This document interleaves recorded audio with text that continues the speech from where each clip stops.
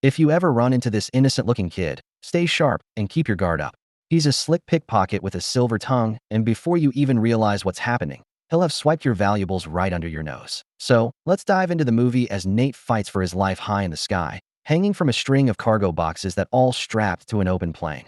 Nate clings to a cargo box to avoid a deadly fall as some mercenaries pour out of the plane. Fighting his way forward, he takes them down one by one while the main box's strap begins to give way. A falling crate knocks out the last mercenary, and Nate narrowly climbs aboard the plane in time, only to be met with a red Mercedes slamming him right back out. As he falls toward his death, a hand grabs him at the last second, and the scene cuts to 15 years earlier, where young Nate slips from a building and his older brother Sam grabs him just in time to pull inside. Orphaned at a young age, the brothers are fearless adventurers, bound by their love for treasure hunting and stealing rare antiques. They sneak into a museum that night, searching for the legendary fortune map, said to lead to a hidden treasure of unimaginable worth, one that Magellan once used during his circumnavigation in search of the treasure but failed to find it. When Nate expresses doubt, Sam confidently assures him that they will find it because pirate blood runs through their veins.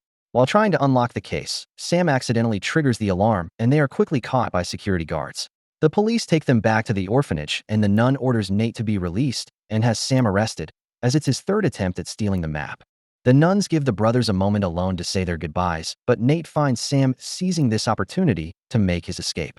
Nate insists on going with him, but Sam refuses, explaining he must find the treasure alone to prove their family's legacy. He hands Nate his cherished ring locket, a symbol that he'll always be with him. He pulls him into a heartfelt embrace, promising they'll reunite one day, then escapes to fulfill his dream. Nate notices Sam left his lighter wrapped in paper and recalls their old trick to reveal a hidden message of their family quote of good wishes. Years later, Nate bartends at a lavishly renovated New York club, dazzling patrons with his amazing bottle tricks and crafting intricate cocktails. However, he's still a master pickpocket, effortlessly swiping valuables from guests while keeping them engaged with his smooth and charming banters. When he spots the woman holding a cigarette, he casually offers his brother's lighter, which he has kept safe all these years. As he leans in to light her cigarette, he deftly slips her bracelet off her wrist. However, the cigarette doesn't light, as the old lighter often malfunctions these days. Seated nearby, a man named Sully quietly observes Nate's sleight of hand and remarks on his impressive pickpocketing skills. Nate, dismissing the compliment, tries to brush off the topic, but Sully remains unfazed. Instead, he offers him a partnership in an ambitious project, insisting that he's wasting his talent on cheap pickpocketing when he could be after something much bigger. Nate doesn't take him seriously, dismissing the offer with a sharp refusal and making him leave the bar. Not long after Sully walks out, Nate realizes he's been outsmarted by Sully as he has sharply taken the bracelet from his pocket, leaving behind only his visiting card in its place. The next night, Nate visits the card's address and bump with the building's doorman, using the encounter to steal Sully's apartment keys. Nate quietly sneaks into Sully's apartment, only to find Sully already waiting with drinks. Confident that Nate will eventually accept his offer, Sully is surprised when Nate makes it clear he's only there to retrieve his bracelet. As Nate turns to leave with the bracelet, his gaze lands on a map, the same one Sam once tried to steal from the museum. While discussing Magellan, Nate says Sam believed the false rumor that Magellan was after treasure when he was actually on a mission to circumnavigate the globe. Sully counters that Magellan was secretly funded by the House of Moncada, who expected him to find it in exchange for securing his place in history, but Magellan died on a Philippine beach before completing the mission. Sully reveals that the treasure is actually gold valued at $5 billion, and the Moncada heirs Armando and Santiago remain relentless in their pursuit of it. To convince Nate to join him, Sully shows him pictures of Sam and himself from 2 years ago, revealing that they were friends and had been searching for treasure together. He says Sam went looking for Magellan's journal and never came back again. Nate dismisses it as just one of Sam's old habits of suddenly disappearing. Sully insists that if they search for the gold, they might find Sam too, but Nate immediately shuts him down, saying that Sam abandoned him, so he has no interest in finding him now. When Nate returns home, he opens a box filled with cherished mementos of his past with Sam. The beloved ring locket of Sam with a stacks of postcards from him. The truth is, Sam had desperately tried reaching out many times over the years, but Nate never responded. As Nate gazes at old photos of himself and Sam, emotions wash over him. Putting on his beloved locket, he finally makes up his mind and calls Sully to share his decision to join him. The next morning, Nate and Sully meet to plan their first move. Sully tells him about an upcoming auction featuring Spanish Renaissance antiques, including an ordinary-looking cross that's actually a key to reach the treasure. Nate recalls that 2 keys are needed and one is useless without the other. Sully then casually reveals he already has the second. Sam entrusts Nate with the task of devising the perfect plan to steal the key from the auction. Nate, expecting an equal share of the treasure, is immediately shut down when Sam offers him only 10%. Refusing to settle for less, Nate rejects the offer and puts the argument aside for now. From the next day, Nate juggles his daily routine while meticulously crafting the best plan. He thoroughly studies the auction venue and maps out its every detail. He finally comes up with a plan that Sully will pose as a bidder to keep the key from being sold, while Nate cuts the power that allows Sully to steal it amid the chaos. On the night of the auction, they arrive at the venue and spot Santiago Moncada stepping out of a sleek red vintage Mercedes. Sully immediately realizes that the bidding war will be intense, as Santiago considers the treasure to be his birthright and will stop at nothing to ensure it ends up in his hands. While they are talking inside, Santiago's cunning right-hand woman Jo playfully gives Nate a flirty kiss, prompting Sully to warn him that she's highly dangerous and he should stay away from her. Seeing Jo approaching them, Sully pushes Nate away from there. Through their tense exchange, it's revealed Jo was once Sully's partner but now works with Santiago. She taunts Sully to forget about his dream of finding the treasure by hooking up with a street pickpocket. Meanwhile, Nate eyes the cross when he strikes up a conversation with Santiago, who passionately praises it and reveals his relentless obsession with acquiring it. However, Santiago subtly warns him that anyone who stands between him and the cross will meet a deadly fate. Sully tells Nate through earbuds to get into action as the auction is about to begin. He takes his seat among the bidders and anxiously awaits the blackout. Spotting a staff member entering the electrical room, Nate sabotages the lock with chewing gum and slips in unnoticed, but Jo spots him and orders her henchmen to look after him. After an antique painting is auctioned, it's finally Cross's turn to bid. Meanwhile, after a tough struggle in the electrical room, Nate manages to find the fuse chamber. The bidding war intensifies as Cross's offer skyrockets, with Santiago and a wealthy bidder fiercely competing for it. Nate frantically struggles to find the right wire when Sully urges him to hurry up. Just before he cut the wire, one of Jo's men catches him. In the auction hall, the cross is moments from being sold to Santiago for $700,000, forcing Sully to jump in with an $800,000 bid, knowing well he doesn't have a single penny. Back in the electrical room, Jo's man attacks and proves to be a deadly threat to Nate. The bidding war between Santiago and Sully intensifies, with neither willing to back down. Frustrated and eager to end the game, Santiago raises the bid to a staggering $3 million. Nate manages to escape from Jo's men and rushes out of the room, only to find himself surrounded by goons on both sides. A fight breaks out upstairs, unnoticed by the crowd. As the cross goes to Santiago, Nate leaps onto the ceiling lamps, sparking total chaos and halting the bidding at last second. Sensing that something is amiss, the staff hurriedly moves to secure the cross in the vault. Putting on a staff coat, Sully pretends to be a staff member to escort the cross to safety. After getting tangled in the lamps, Nate crashes to the floor with a heavy thud and is immediately confronted by security for causing chaos. He distracts them with his clever banter and makes a swift escape right in front of them. Jo spots Sully entering the vault with the cross and rushes after him. She easily corners him inside and snatches the cross at knife point.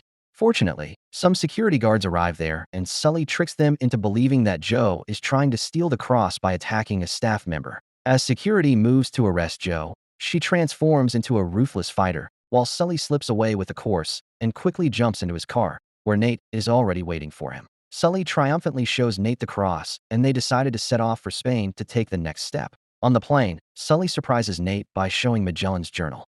As they go through its pages, it reveals that Magellan had found the gold in the Philippines but hid it somewhere in Barcelona and deceived Moncada into believing he had found nothing. Following the clues in the journal, they determined to find the gold in Barcelona, but the only clue they have is a mysterious tree with no further details. Once they land in Barcelona, they meet Chloe. To Nate's surprise, she turns out to be another player in the game and happens to hold the second key, something Sully never mentioned to Nate.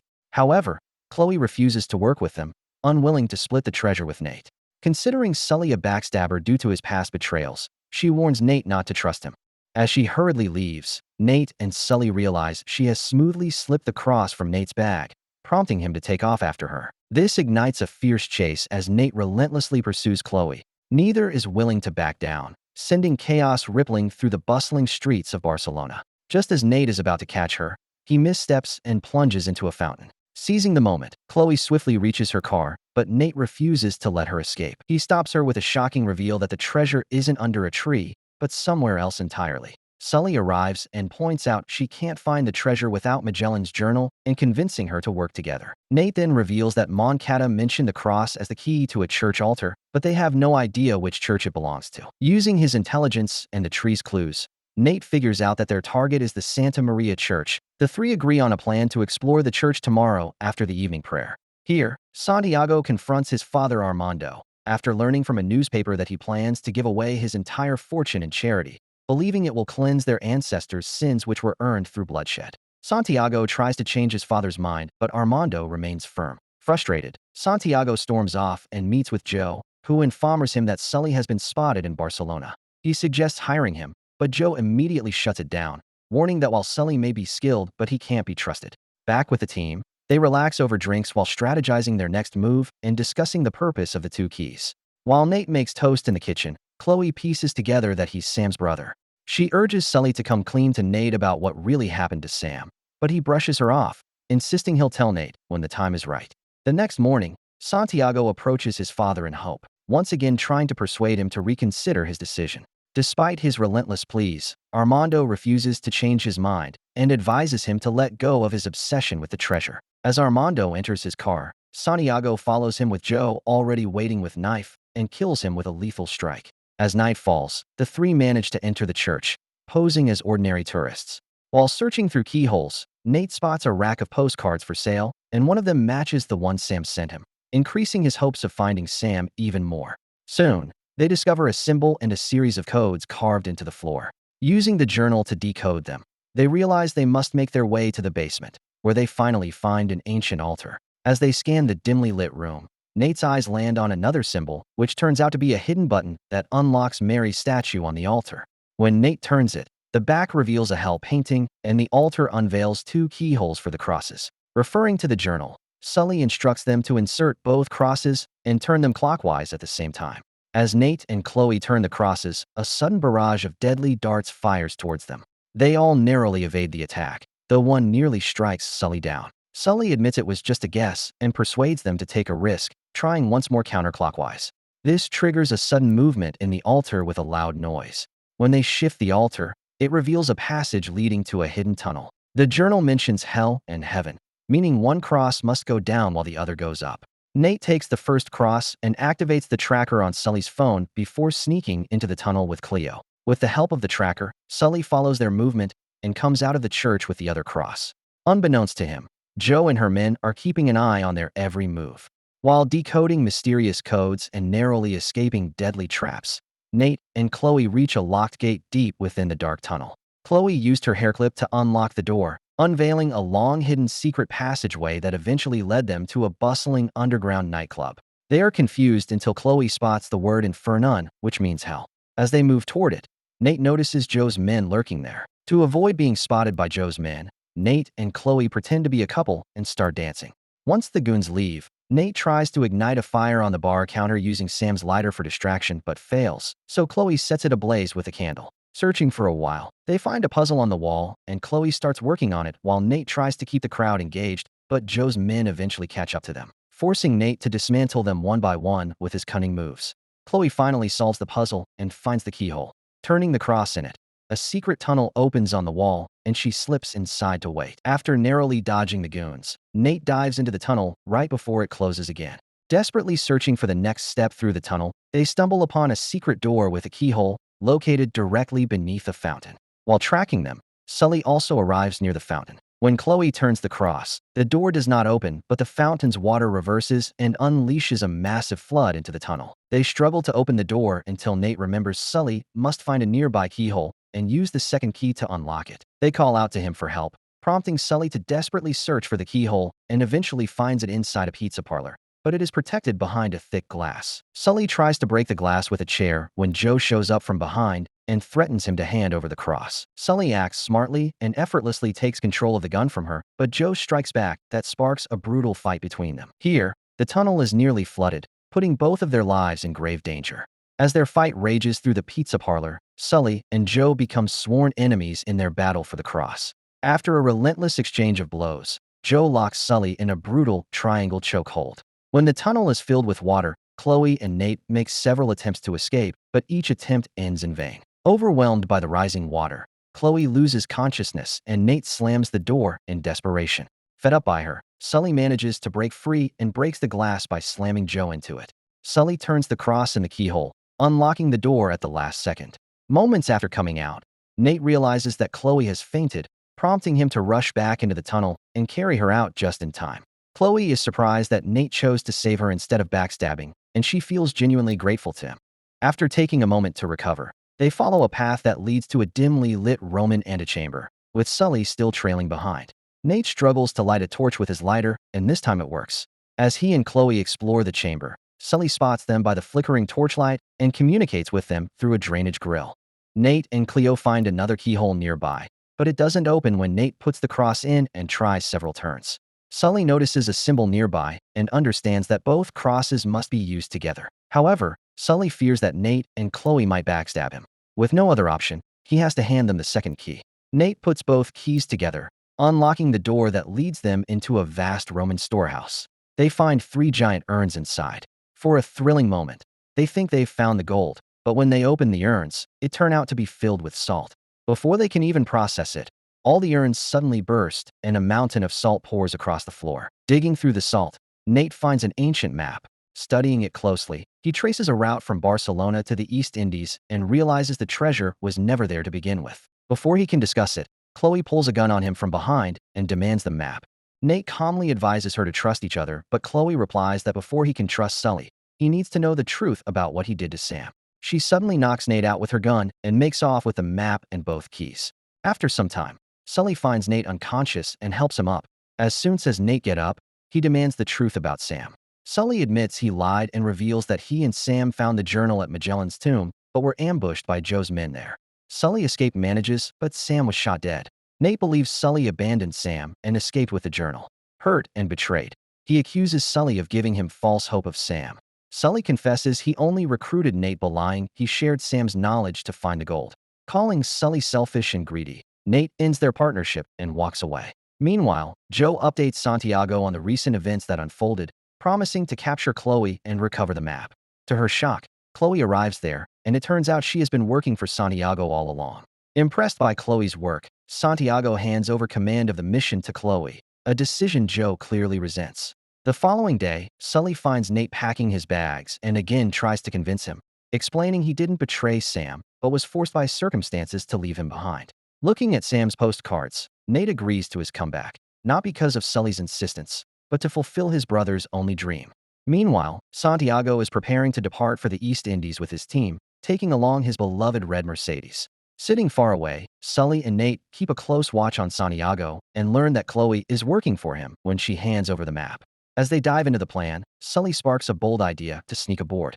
Following Chloe's study of the map, Santiago and his team decide to land in Culiamba, and they'll make their way to Caladero Island from there, where she believes the treasure lies. Shortly after takeoff, Santiago shares a few words with his team, filled with the joy of being close to the treasure and to restore his family's pride by bringing it back. Sully and Nate hide in a car trunk and only come out once they feel it's safe. As the Culiamba approaches, a Santiago man opens the cargo door. As Santiago speaks about betrayals his ancestors faced, Joe suddenly stabs him and kills him on the spot, which leaves Chloe shaken and she quietly slips away.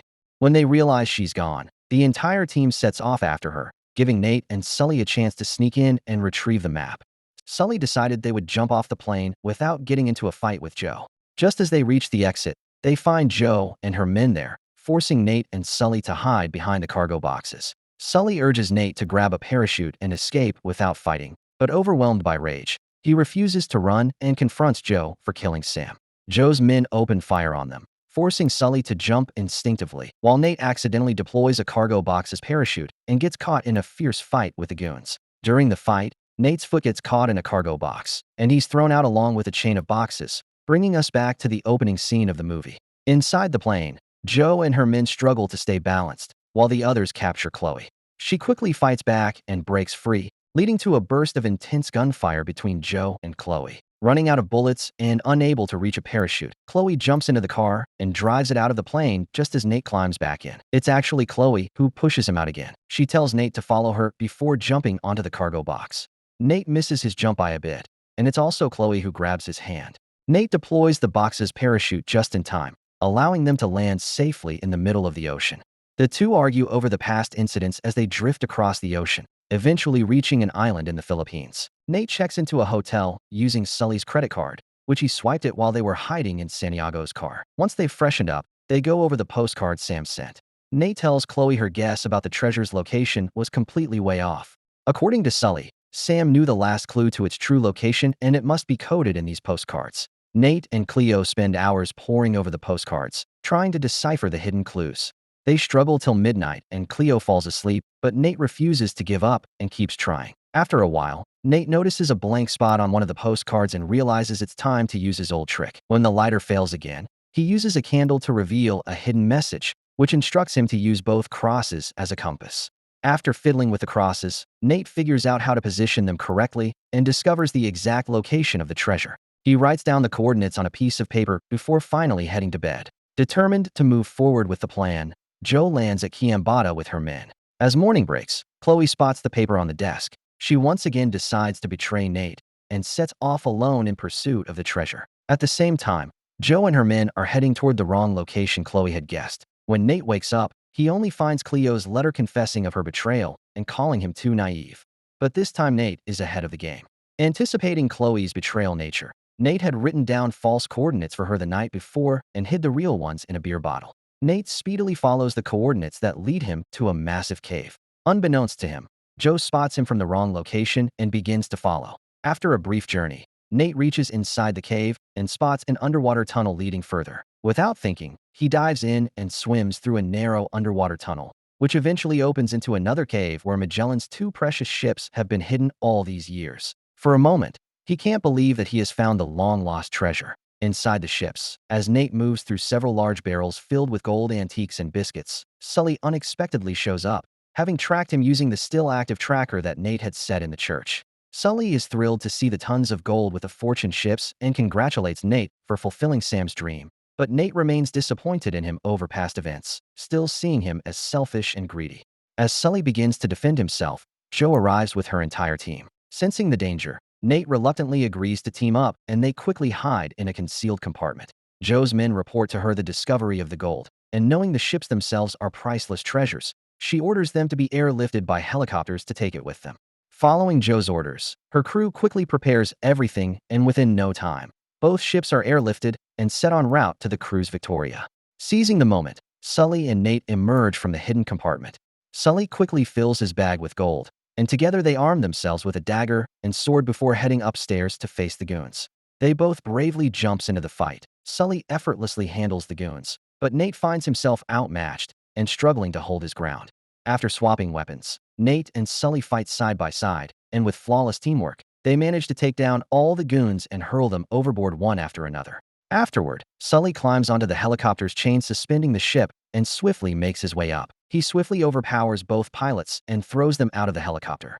He expertly seizes the control of it and take it away from Joe, who spots them from another ship and orders her team to pursue and take control immediately. Latching on and swinging from ropes, Joe's men begin boarding Nate's ship, and he's forced to fight them off alone while Joe relentlessly chases Sully over the ocean. Joe's pilot narrowly avoids hitting a cliff and crashes his ship into another, sending Nate and a goon down and the rest of the fall into the ocean. Barely saving his life from a brutal goon, Nate finally knocks him out with a gold plate. Before heading up, he grabs the goon's gun and spots a stash of gunpowder nearby. Frustrated by the relentless pursuit, Sully attempts to shake Joe by diving the helicopter through a narrow passage between cliffs, but Joe is already blocking the other end, prompting Sully to yank the helicopter upward in a daring last-second maneuver that barely avoids crashing into Joe's ships and plunging the aircraft into the sea. Seeing Joe still refusing to back down, Nate tells Sully to bring their ship in front of hers to end the game. He quickly stuffs the gunpowder into the cannon and rams a cannonball in after it. After several frantic attempts, the lighter finally works and the cannon fires, blasting the helicopter just moments before it crashes into them. As the helicopter spins out of control, Joe jumps from the ship and catches another's chain before it violently crashes into a hill and the helicopter explodes with the pilots. Nate and Sully celebrate their victory until they realize Joe is still alive. Joe's first move is to drop the ship's anchor into the deep ocean, bringing it to a sudden halt. As Nate reaches the helicopter, Joe lunges at him and fights desperately to stop him. The ship is about to pull away. Nate lands a powerful kick on Joe and starts climbing towards Sully. Sully could have kept the bag or helped Nate, but seeing Joe still after him and Nate desperate for help, he chooses humanity. He hurls the gold-filled bag at Joe, knocking her into the ocean. Sully then grabs Sam's hand right before the chain finally snaps, and the ship crashes down on Joe and kills her on the spot. The ship floats for a few minutes before breaking into two heavy parts and beginning to sink into the sea. Nate considers diving there someday, but Sully interrupts him by showing the approaching naval unit and saying the treasure will now go to the Philippine government. As they fly back home empty hands, Sully spots Chloe following them on a motorboat using the tracker and bursts into laughter when he learns how Nate tricked her with the wrong coordinates. Seeing Sully upset, Nate surprises him by showing he managed to sneak a few gold pieces. Sully is overjoyed by getting those pieces as it's better than walking away empty-handed. The final scene takes place in a grimy prison, where a prisoner writes a postcard to Nate with a message of watch your back, and it's turned out to be Sam, and the movie ends here with an unexpected twist. If you enjoyed the video, please subscribe and turn on all notifications to stay updated with our latest content. Additionally, if you'd like to see amazing Indian movie explanations, give this video a thumbs up and type yes in the comments.